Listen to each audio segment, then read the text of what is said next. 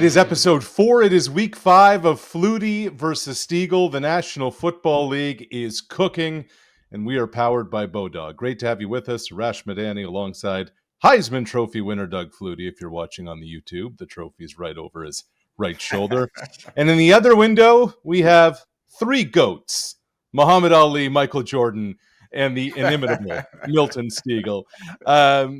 Guys, I'm blown away at what just went down in week 4 from the standpoint of injuries. It was all over the place, and maybe none bigger than what happened with the Baltimore Ravens, who look to be in real trouble now. Here's Baltimore. They come into the season as a legitimate Super Bowl favorite. It's not just that they're 1-3. They lose 7 dudes to injury, including Lamar Jackson with a hamstring, and it's their defense that's been killing them along the way. Doug, I'm watching that game against KC. I see Baltimore having so many problems on offense with middle pressure, and I'm saying to myself, how are they going to get out of it? And then on top of that, out goes the MVP with a hamstring. It just looks bad right now in Baltimore. Yeah, I don't think he was moving great from the beginning. He might have had something going on even early in that game and pulled the hamstring, but 7 guys down, defense looking like a sieve, just people running the ball on Baltimore, which, I mean, that's been their identity for the last 10, 15 years, whatever it's been, that they're a physical defensive run stopping team. They're in trouble. They definitely they can't stop anyone. And now their quarterback injured. There's no doubt. And John Gruden went off on it. And I agree with him 100% on this, that you don't hit anymore in practice. You don't put pads on in practice. Guys aren't used to hitting and tackling. There's so many missed tackles. But besides that, you got to get used to being hit and taken to the ground and going to the ground and all that. And guys are getting injured left and right. Now, we talked about it earlier in our podcast a few weeks ago about are the players being protective that, he's got a minor injury, we're going to sit him down until he's healthy and guys not playing hurt. That could be part of it. But legitimately, guys are getting injured. The Baltimore Ravens, yes, they are in trouble. And I'll explain in a second why I think they can get out of the trouble. They're in trouble because Lamar Jackson, to me, looked like he's regressing. He doesn't look like the same player. His decision-making, some of the sacks he's taken, it's like sometimes you just have to get rid of the ball. Also, schematically, I saw a 4th and 1 and a 3rd and 1 where Derrick Henry was not in the game. How do you not have Derrick Henry in the game when you have an opportunity to run the ball on 4th and 1 and 3rd and 1? Milt down at the goal line. Here they are inside the red zone wanting to punch it in, and Henry's on the sideline. Yeah, and even if you're not going to use him, the threat of Henry gives you an opportunity. And then you talk about the defense. They're horrible. They're last in total yards, second to last in points given up. But you know what the saving grace is for the Baltimore Ravens? They play in the AFC North. The AFC North may be the worst division in football. The Bengals. Did you see the Bengals last night? Oh, my. If I'm Jamar Chase and I'm T. Higgins, I'm like, can you trade me? I'll take a pay cut. Just get me out of here. The Cleveland Browns, they're garbage. And I know the Pittsburgh Steelers are 3-1, but that's not a real 3-1. So that's their saving grace that they still play in that division. So they still have a chance. I'd like to go back to Derrick Henry. At the beginning of the game, I said after last week's fumble, give the ball to Derrick Henry this week. Just let's see him go and let him get off. He was averaging 5 yards plus a carry in the beginning game. It was more like 8, and it looked like they could hammer the football. And then all of a sudden on first down, they started doing these wide receiver screens and stuff and got blown up a few times out of down and distance. Next thing you know, they're punting all the time and they're behind. And so the run game disappeared. No more running the ball. The other part you said about Lamar, I agree. He's taken off and trying to outrun a blitz. You beat the blitz with your arm. Yes. And as you mature as a quarterback, you realize that with the blitz, you beat it with your arm, get it in the air, get it to your receivers. You don't take off and the young kids take off and scramble and try to beat it with their legs. Yep. And I agree with you on that point. He did not handle the blitz well. Hamstrings are usually 2 to 4 weeks. I don't know what's worse news for Baltimore.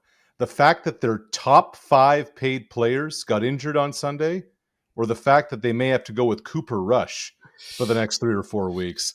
We'll see over there. Look, we talked a couple of weeks ago about the Chargers maybe being the best team in football, and then all of a sudden, boom. I mean, you talk about injuries.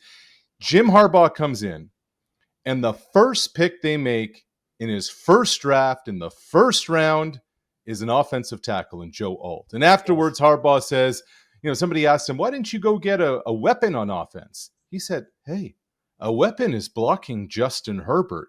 Yes. They lose Rashawn Slater, their left tackle, in training camp. Now Alt, who knows what's going to happen there?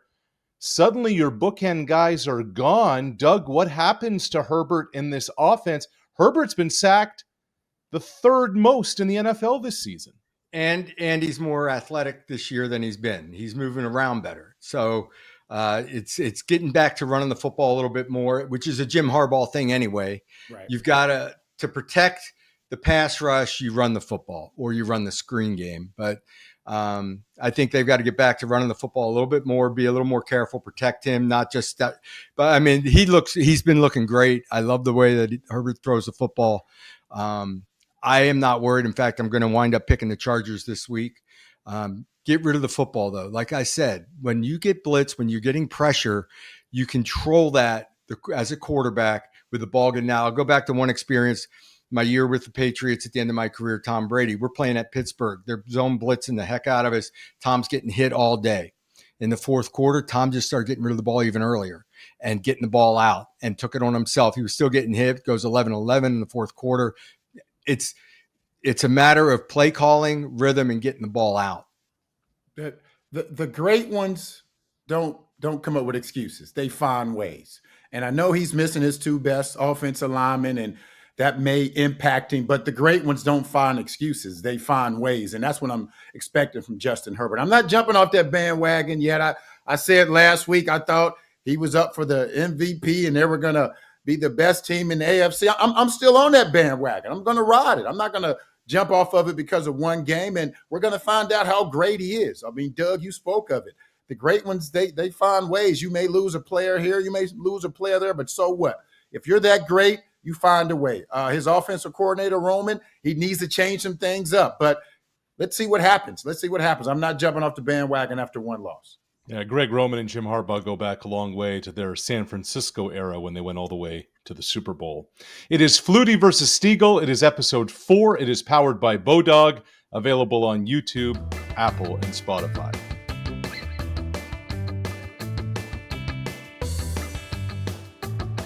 All right, fellas. One of the mantras in pro football that has gone on for generations is that if you're not cheating, you're not trying. Both of you have played for renegade coaches over the years. Of that, there is no doubt. And then last week, Robert Saleh, the defensive coordinator in San Francisco, said the quiet part out loud. He says he was praising Liam Cohen and the Jaguars about their sign stealing and the kind of game within the game gamesmanship. But then after Liam Cohen took exception, he and Saleh started chirping at one another on the field after. Kyle Shanahan's like, okay, Liam, I get you're a first-year head coach. You got to stop being so sensitive. Guys, you've been through it. You know it, how prevalent it is. Doug, over to you as the quarterback. Is this much ado about nothing or ... About nothing, unless you are electronically doing something where you're stealing signs electronically and picking up signals, like you can listen into their play calls. That's right. A whole deal.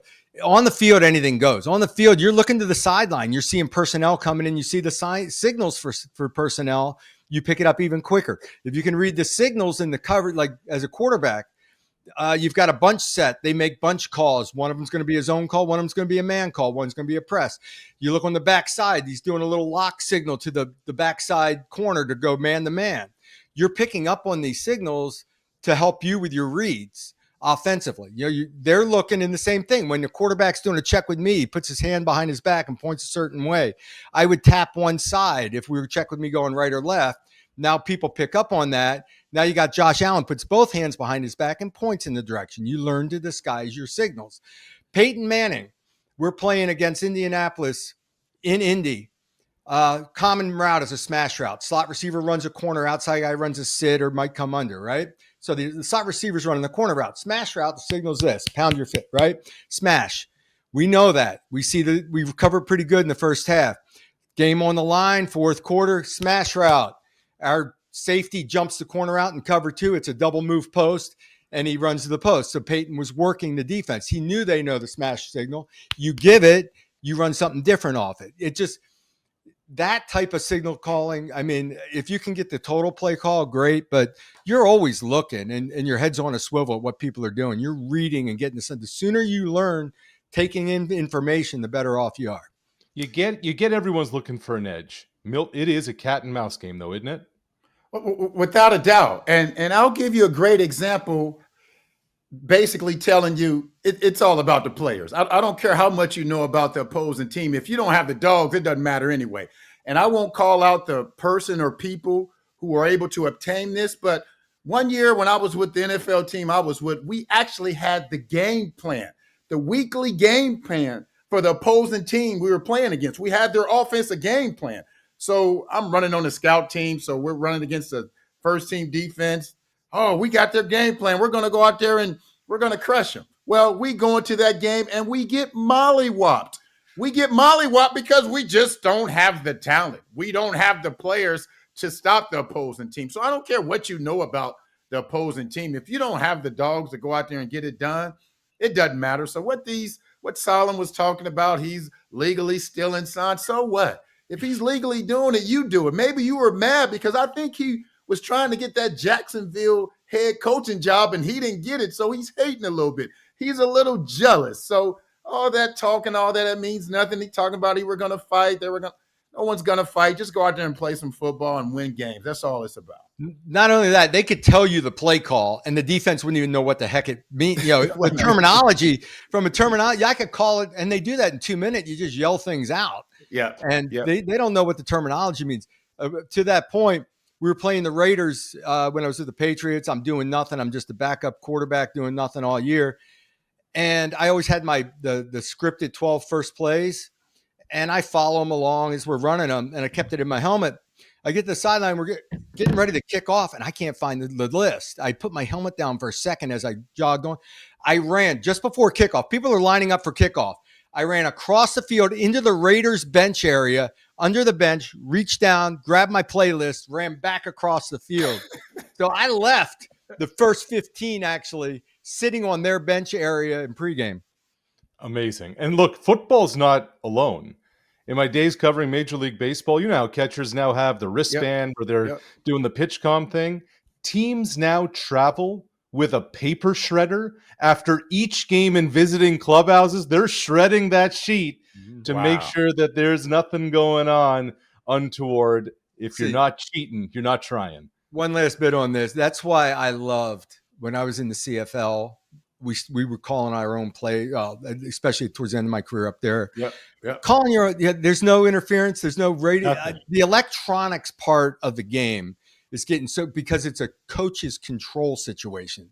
First of all, offenses became so wordy that they needed the wristband. Then they've got the radio from the coach to the quarterback. I'm frustrated. I think the game's got to be back on the field. It's even going further the opposite direction in MLB now with balls and strikes. You know who's the throwback quarterback who has evolved in this new tech age? Is Matthew Stafford.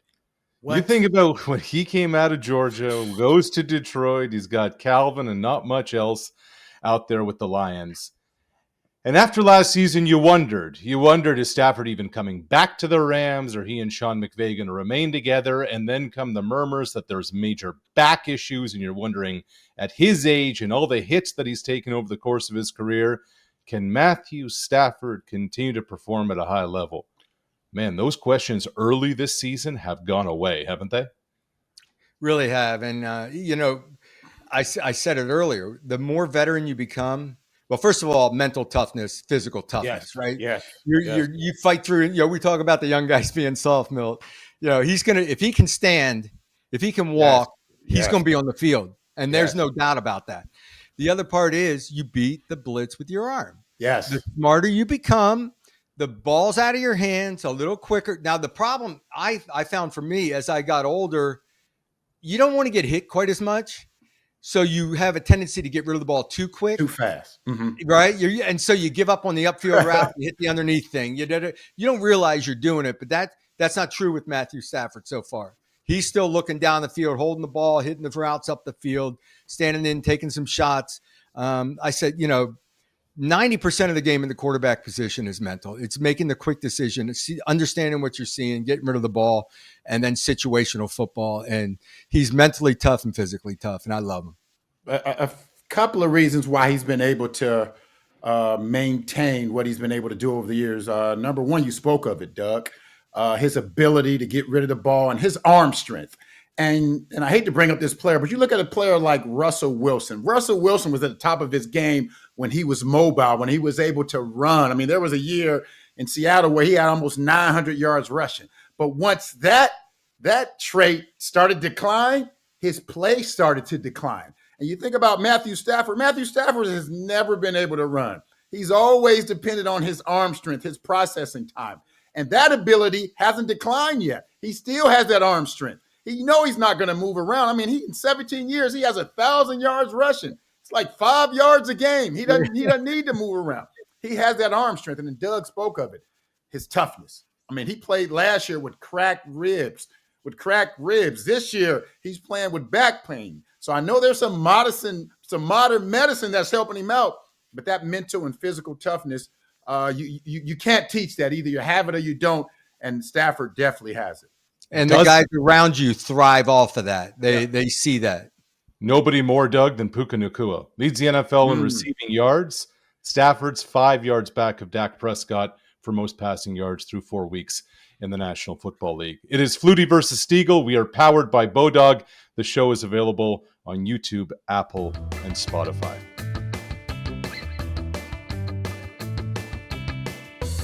All right, guys. I'm watching Sunday night, and I just wondered, was there anybody else in the stadium besides Micah Parsons and Jerry Jones? Because it just seemed that's all we heard about. That's all everybody was talking about. And Micah did his thing, and he left a little bit with injury, etc. Jerry has gone on the record and said Jerry, the owner, would fire Jerry, the GM, except when you're the owner, you're not firing yourself. And we got a group chat going on. And Doug, I know you don't like text messages going public, but I got to share Milt's because this is a question I need to ask both of you. The Stegall question. If someone told Jerry Jones the Cowboys were guaranteed to win the Super Bowl, and let's remember, this is a franchise that hasn't been to the conference title game in 30 years. If the Cowboys were guaranteed to win the Super Bowl, that he would remove himself from the organization and never return. Doug Flutie, what does Jarrell Wayne Jones do? Not yet. He won't do it yet. Now, 10 years down the road, when he's done, maybe he'll do it that last year, but his ego gets in the way. He wants to be the owner of an NFL franchise. He likes being the owner of an NFL franchise. It's a public thing that it's his identity and who he is, and that's just the way it is. A lot of owners get into it just for the ego. Others maybe for the city. Initially, you think but more than anything, it becomes an ego thing where I am the owner of an NFL franchise. He'll never do it, Doug. He'll never. Hold on, I'm getting a text from Jerry right now. He's saying, okay, if I can't be there for the win, I don't want the win. A Dallas Cowboys Super Bowl without Jerry Jones is like the barbecue without the brisket. He just texted me that. Okay. He would never step away. If you told him, I guarantee your Dallas Cowboys will win the Super Bowl the next 10 years if you just remove yourself, he would never remove himself. He would say, I'd rather be here and we lose than we win and I'm not here. It's all about him. This is his baby. He bought this team for $140 million and now they're worth $10 billion. He built this. He's gonna be there until his demise, regardless of the outcome. As you mentioned, Arash, they hadn't been to an NFC championship game since 1996, but they're still America's team every single year. They're saying this is their year. This is their year. You go to a Dallas Cowboy game in Atlanta, You think you're in Dallas. That's how many fans are there. Jerry Jones has built this up, and he's going to be there until he can't think anymore, until he can't walk anymore. He's not going to leave until he's ready to leave, and he's going to leave when he dies. You would almost think Jerry Jones is also the owner of the Toronto Maple Leafs. But that's a different story for a different day. Let's get to the picks. Powered by BODOG on the season. Doug Flutie is 7-2. Milt Stegall is 6-3. And guys, I like the approach this week because Milt, you're taking all dogs. Yes. Flutie's taking all favorites. Let's get to the one the game I'm intrigued by this week. Tampa Bay goes into Seattle. Here are two teams that are playing really good football. Baker and Jalen Hurts went at it in the heat over the weekend. Obviously, the Eagles knock off the Bucs. Quietly, Sam Darnold is putting together another very good season. But Milt, you like the Bucs plus a field goal-ish, depending on where you look and when you look, when they go to the Pacific Northwest. Why? Yeah. Going into that game against Philly, I wasn't sold on the Bucs being a legit 3-0 team. I am now. That Baker Mayfield is a dog, and I know he had that interception that cost him, but what I see him out there doing, the way he was able to rally his team back, I'm sold, and I think they'll be able to overcome Seattle. Sam Darnold, yes, he's playing well, but Baker Mayfield is doing it all, so I think they're going to come away with a victory. Yeah, it's never over with Baker on the field. It's amazing what a warrior that guy is. Who would have thought? I know we keep saying it every week. The Colts are winning and going toe to toe with everybody. Obviously, they have their first loss of the season. Doug, Indy's a touchdown favorite. You like him over the Raiders? I do like them over the Raiders. I thought they played very well last week and should have won the ball game. They dropped the ball going into the end zone and had another touchdown called back. They're just playing good football top to bottom. And, Daniel Jones is reborn. I think he's his confidence is back and he's flying around. And I don't think the Raiders week one, people were optimistic about the Raiders. Week one, they came out the gate looking sharp. I don't see it now. And I just believe I like going with teams that I feel like are really confident right now. And also playing at home, I like the Colts. Oh, wow, Milt, you object. I object. Go get it. I object. And I think this is the first time we're going to bump heads. Yeah. This is a swing game. This is like a 2-pointer. Yes. Don't get me wrong. I like what Indiana Jones is doing. But as I mentioned last week, I said Atlanta, their formula to success was getting Bijan Robinson the ball. And that would open it up for Penix. And you saw last week the Raiders were able to do the same thing to Genty. And I think they're going to do it even more.